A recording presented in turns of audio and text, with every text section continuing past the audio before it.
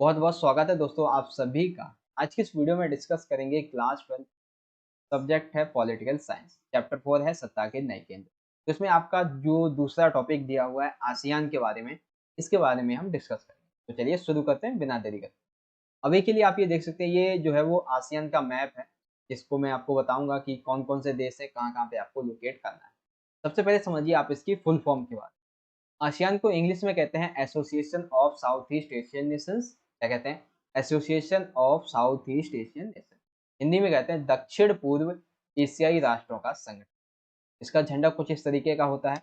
बात करें इसकी स्थापना की, तो 1967 में इसकी स्थापना हुई थी बैंकॉक घोषणा पत्र पर स्वाक्षर करके। और जब इसकी स्थापना हुई तब इसमें देश थे 5, ठीक है। और फिर 5 देश इसमें बाद में शामिल हुए थे, ठीक है। इसका मुख्यालय कहाँ पे है? जकार्ता, इंडोनेशिया में। अब समझिए, इसमें जब स्थापना हुई थी तब कौन कौन से देश इसमें सम्मिलित थे। तो कौन कौन से देश सम्मिलित थे? पहले 5। सबसे पहला था इंडोनेशिया। तो यहाँ पे आप देख सकेंगे नीचे यहाँ पे ये दिया हुआ है इंडोनेशिया, ठीक है। जो कि कुछ हल्का सा जो येलो कलर है उसमें आपको दिख, ठीक है, इंडोनेशिया। बात करें मलेशिया की, मलेशिया आप यहाँ पे देख सकते हैं, ये दिया हुआ है यहाँ पे राजधानी कुआलालंपुर। और फिलीपींस कहाँ पे है? तो ये इधर जो बिखरा हुआ दिख रहा है आपको पानी टाइप में, ये यहाँ पे फिलीपींस है। सिंगापुर कहाँ पे है? तो सिंगापुर देखो भाई, ये मलेशिया की ठीक नीचे यहाँ पे ये, ठीक है, ये है सिंगापुर। सिंगापुर की राजधानी भी सिंगापुर ही है। उसके बाद है थाईलैंड। थाईलैंड हमारा यहाँ पे दिया हुआ है। अब बात करते हैं वो देश जो इसमें बाद में शामिल हुए। तो पहला है इसमें ब्रूनेई। तो ब्रूनेई आप यहाँ पे देख सकते हैं, ये दिया हुआ है। और फिर इसमें जो है, क्या नाम है इसका, वियतनाम। हाँ, तो वियतनाम कहाँ पे है? ये रहा हमारा वियतनाम। लाओस कहाँ पे है? ये रहा लाओस। कंबोडिया कहाँ पे है? ये रहा कंबोडिया। और ये रहा म्यांमार, यानी कि जिसे हम पहले बर्मा कहते थे, ठीक है। सारे हो गए आपके। अब तो एक बार दोबारा से हम लोकेट करते हैं कि कौन कौन से शुरुआत से। तो ऊपर है हमारा सबसे पहले बर्मा यानी कि म्यांमार। यहाँ पे आ जाता है थाईलैंड, यहाँ पे आ जाता है लाओस, कंबोडिया और वियतनाम।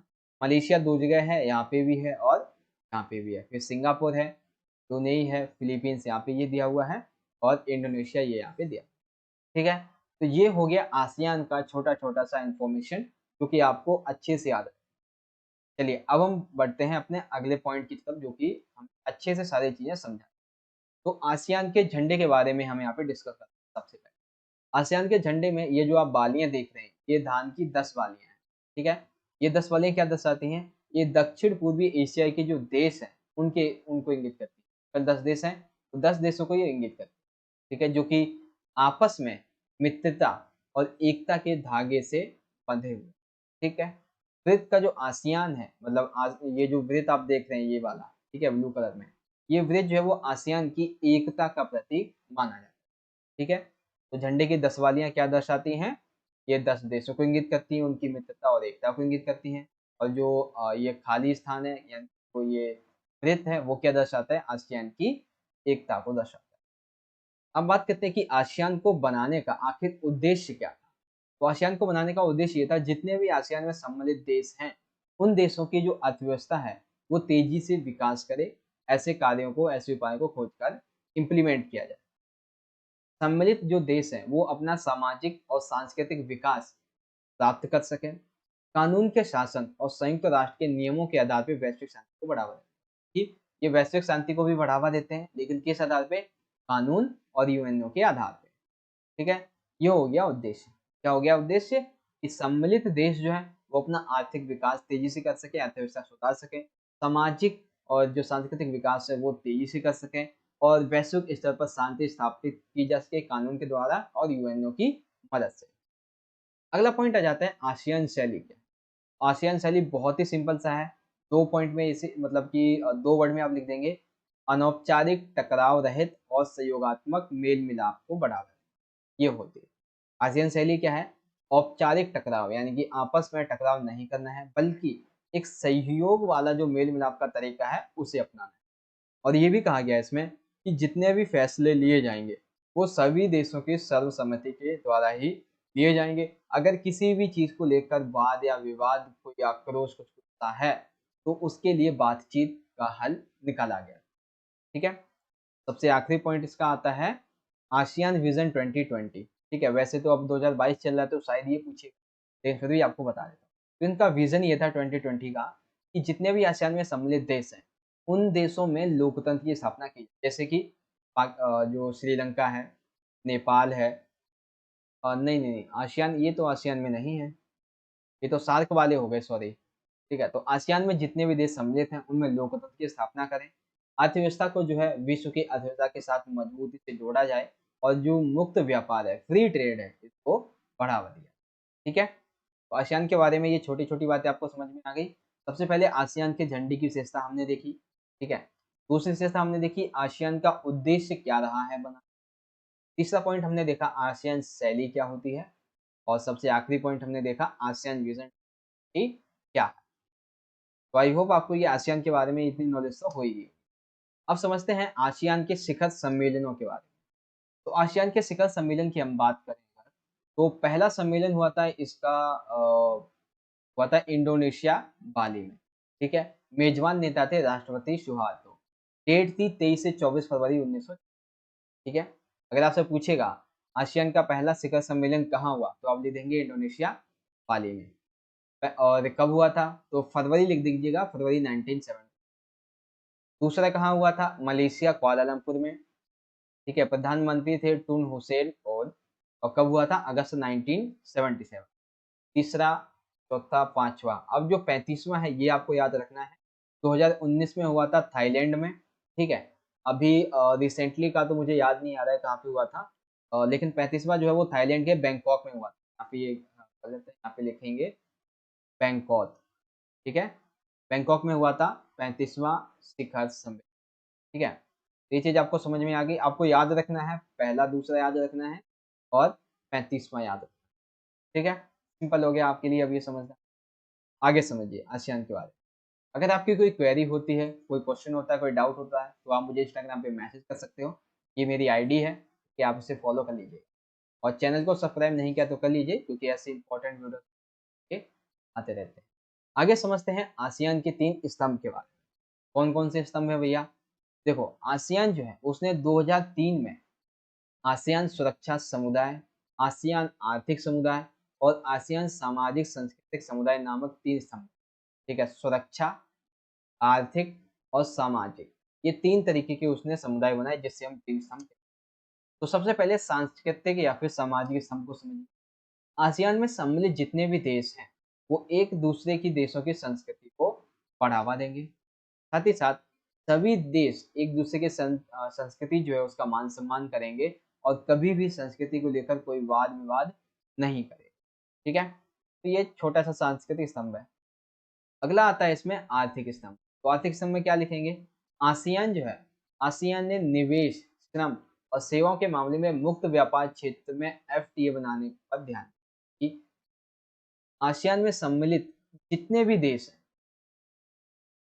जितने भी देश हैं उन्होंने आपस में मुक्त व्यापार को बढ़ावा देने के लिए एफटीए यानी कि मुक्त व्यापार क्षेत्र बनाने पर ध्यान दिया। अगला, इन्होंने आर्थिक सहयोग की नीति अपनाई, यानी कि जितने भी आसियान में सम्मिलित देश हैं उन्होंने क्या किया, एक ऐसी नीति अपनाई जिससे वे एक दूसरे को आर्थिक सहयोग दे सकें, सूचना के द्वारा या फिर तकनीकी आदान प्रदान। ठीक है, अगला पॉइंट है कि आसियान जो है वो यूरोपीय संघ, अभी हमने पढ़ा था पिछले वीडियो में, यूरोपीय संघ और अमेरिका, इससे मान सकते हैं हम कि ज़्यादा ताकतवर नहीं है और ये हो भी नहीं पाएगा उतना। लेकिन विकास की जो गति है वो इतनी अधिक तेजी से हो रही है, अगर जिस गति से ये तेज हो रहे हैं तो हो सकता है आने वाले भविष्य में ये यूरोपीय संघ और अमेरिका को टक्कर देने वाला एक संगठन बन जाए, लेकिन अभी इसके पास उतनी शक्ति नहीं है।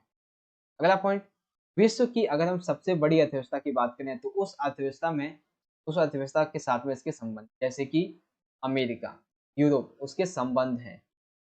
के बाद 2003 तक आसियान के हर सदस्य देश ने, यानी कि 2003 तक क्या हुआ, आसियान में सम्मिलित जितने भी सदस्य थे उनके सदस्यों ने अपने देश में शांति को बढ़ावा दिया, निष्पक्षता को अपनाया, सहयोग हस्तक्षेप को बढ़ावा दिया, राष्ट्रों के आपसी अंतर संप्रभुता के अधिकारों का सम्मान किया और अपनी वचनबद्धता जाहिर। दोबारा से समझ लो, यहाँ पे देखो आसियान जो है वो निवेश के लिए, श्रम के लिए, सेवाओं के लिए एक मुक्त व्यापार क्षेत्र बनाना चाहता है, आर्थिक सहयोग को अपनाना चाहता है, सूचना तकनीक को जो है आदान प्रदान करना चाहता है, जिसके लिए वो कार्य भी करता है। यूरोपीय संघ, अमेरिका और ऐसे बहुत सारे जो संगठन है, उससे ताकतवर आसियान नहीं है, लेकिन जैसे जैसे विकास कर रहा है, अगर ऐसा बना रहेगा तो हाँ, हम ये कह सकते हैं कि और ताकतवर हो सकता है। विश्व की सबसे बड़ी अर्थव्यवस्था के साथ में इसके संबंध हैं। आसियान सदस्य देश जो है वो शांति को बढ़ावा देते हैं, निष्पक्षता को अपनाते हैं, सहयोग करते हैं, ठीक है? और अपने अंदर जो विवाद होते हैं उसको आसानी से सुलझा लेते हैं, और जो अधिकार होते हैं उनको लोगों को प्रदान। आर्थिक स्तंभ हो गया हमारा ये। अगला स्तंभ समझिए सैनिक स्तंभ। अब सैनिक स्तंभ में से क्या हमारा अभिप्राय है, समृद्ध देशों के बीच में शांति, सहयोग एवं भावनात्मक प्रक्रिया को बढ़ावा देने तथा विवादों को, यानी कि सैनिक स्तंभ के अंतर्गत हम ये लिख देंगे कि जितने भी देश हैं वो आपस में शांति को कायम रखते हैं। अगर कोई विवाद होता है तो बातचीत करके, ठीक है, सहयोग करके भावनात्मक प्रक्रिया के द्वारा जो है उन विवादों को आसानी से सुलझा लेते हैं। 1980 के दशक में लाओस, कंबोडिया में जो वहाँ पे जिस भी तरह की सरकार थी, उस सरकार को खत्म करके वहाँ पे लोकतंत्र की स्थापना किसके द्वारा की गई? आसियान में सम्मिलित देशों के द्वारा। अगला पॉइंट, आसियान के सदस्य देशों के कारण ही 2017 में म्यांमार में सैनिक शासन की समाप्ति हुई और लोकतंत्र की स्थापना हो पाई थी। सबसे आखिरी पॉइंट है आसियान क्षेत्रीय मंच 1994। तो आसियान के देशों सुरक्षा, आसियान के जो देश हैं वो सुरक्षा और विदेश नीतियों में तालमेल बनाने के लिए कार्य करते हैं। दोबारा समझ लीजिए सारी चीजें। तो देशों के बीच में शांति एवं सहयोग बढ़ाने के लिए भावनात्मक प्रक्रिया को बढ़ावा देते हैं, ये जो भी विवाद होता है उसे बैठ के सुलझाते हैं, ठीक है। 1980 के दशक में लाओस और कंबोडिया ये दो ऐसे क्षेत्र थे जहाँ पे सैनिक शासन चलता था, जिस भी तरह का शासन था उस शासन को खत्म करके यहाँ पे लोकतंत्र लाने का प्रयास इसके द्वारा हुआ, आसियान के द्वारा। आसियान के सदस्य देशों ने 2017 में म्यांमार को सैनिक शासन से मुक्त कराया और लोकतंत्र की वहाँ पे कह सकते हैं कि स्थापना हुई थी। आगे आसियान क्षेत्रीय मंच, ये मंच क्या है? आसियान के देशों के बीच में सुरक्षा और विदेश नीतियों का तालमेल बनाने के लिए ये कार्य करता है, ठीक है। ये चीज आपको समझ में आ गई होगी आसानी से। आसियान के जितने भी स्तंभ हैं उन सभी की जो जो विशेषताएं हैं वो हमने अभी तक यहाँ पे देख ली है, जितने भी स्तंभ हैं हमारे, ठीक है। पहला स्तंभ था हमारा सांस्कृतिक, फिर हमारा आर्थिक स्तंभ, और फिर सैनिक। अब बारी आती है अगले पॉइंट की, भारत तथा आसियान के संबंध, ठीक है। ये इंडियन फ्लैग है, आपको पता ही है, और ये आसियान फ्लैग। तो बात करते हैं यहाँ पे, तो शुरुआत में भारत ने आसियान पर ज्यादा ध्यान नहीं, यानी कि जब वो सम्मिलित हुआ आसियान में, सॉरी, भारत तो आसियान में सम्मिलित हुआ ही नहीं था, तो भारत जो है उसने आसियान से अपने संबंधों को, क्योंकि वो भी सार्क में सम्मिलित है, तो संगठनों को और मजबूत बनाने के लिए भारत ने क्या किया कि उसकी तरफ अपना जो ध्यान था वो आकर्षित किया, और अपने संबंधों को सुधारने के लिए, व्यापार को बढ़ावा देने के लिए भारत ने काफी प्रयास किए। जैसे कि भारत ने आसियान के दो देश, एक है सिंगापुर और एक है थाईलैंड, इन दोनों देशों से ही मुक्त व्यापार समझौता, यहाँ पे ये गलत लिखा है, ये आएगा मुक्त व्यापार, यानी कि FTA, फ्री ट्रेड नहीं, एरिया तो नहीं आएगा क्योंकि फ्री ना है। हाँ, तो मुक्त व्यापार समझौता किया किसके साथ में? सिंगापुर और थाईलैंड के साथ। और ये धीरे धीरे करके जितने भी आसियान के देश उसके साथ में मुक्त व्यापार जो है वो शुरू कर लेगा। अगला पॉइंट, भारत जो है वो आसियान शिखर सम्मेलन 2002 से लगातार आयोजित करता है, कि 2002 से अगर हम बात करें कि कौन आयोजित कर रहा है, तो भारत जो है वो आसियान शिखर सम्मेलन आयोजित करता आ रहा है। अगला है 2010 में आसियान भारत मुक्त व्यापार क्षेत्र व्यवस्था लागू हुई। देखिए देखो, पहले तो क्या हुआ कि सिंगापुर थाईलैंड के साथ में मुक्त व्यापार समझौता किया, और फिर इन्होंने कहा कि हम धीरे धीरे करके आसियान के साथ में कर लेंगे पूरे संगठन के साथ। तो ऐसा हुआ 2010 में आसियान और भारत के द्वारा मुक्त व्यापार क्षेत्र की व्यवस्था जो है वो लागू कर दी गई। भारत और आसियान के जो संबंध है वो यहाँ पे आपको समझ में आ गए होंगे आसानी से। आगे समझिए, आसियान के साथ भारत का व्यापार 2015 और 2016 में लगभग 65 अरब डॉलर था। वही 16-17 में जाके 70 अरब, यानी कि एक साल में ही 5 अरब डॉलर बढ़ जाता है व्यापार, जो कि बहुत अच्छी बात। भारत के प्रधानमंत्री नरेंद्र मोदी जी ने आसियान के साथ संबंधों को मजबूत करते हुए पूरब के लिए कुछ करो का नारा दिया। यानी कि भारत जो था, ठीक है, वहाँ के जो प्रधानमंत्री थे हमारे नरेंद्र मोदी जी, ये आसियान गए, ठीक है, आसियान का जो मुख्यालय है वहाँ पे देशों से मिले। उन देशों से मिलने के बाद उन्होंने पूरब के लिए कुछ करो का नारा दिया था, ठीक है। अनुमान है कि भारत और आसियान की अर्थव्यवस्था अगर एक साथ मिल जाएगी तो ये दुनिया की तीसरी सबसे बड़ी अर्थव्यवस्था बन सकती है, ऐसा अंदाजा लगाया जाता है, ठीक है। तो ये हो गए भारत और आसियान के संबंध। आशा करता हूँ आपको समझ में आ गया हो। दोबारा से समझ लीजिए भारत और आसियान के संबंध। पहला ये कि सबसे पहले ज़्यादा ध्यान नहीं दिया, फिर धीरे-धीरे करके ध्यान दिया, संबंधों को सुधारा, व्यापार को बढ़ावा दिया।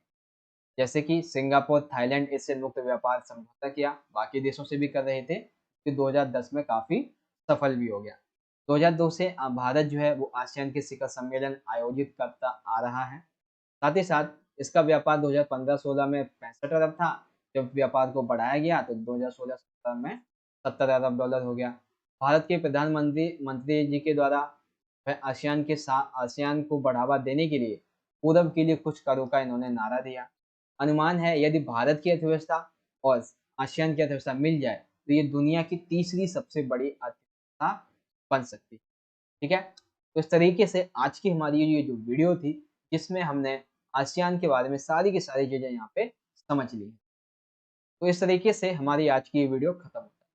गाइस आपको वीडियो अच्छी लगी हो तो वीडियो लाइक करें, शेयर करें, कमेंट करके बताएं कि यस सर हमें समझ में आ गया है, या फिर अभी भी अगर आपका कोई डाउट है तो आप मुझे कमेंट बॉक्स में कीजिए, या फिर आप मुझे चाहें तो इंस्टाग्राम पे मैसेज कर सकते हैं, वहाँ पे मैं आपको आंसर जल्दी से जल्दी दे देता हूँ।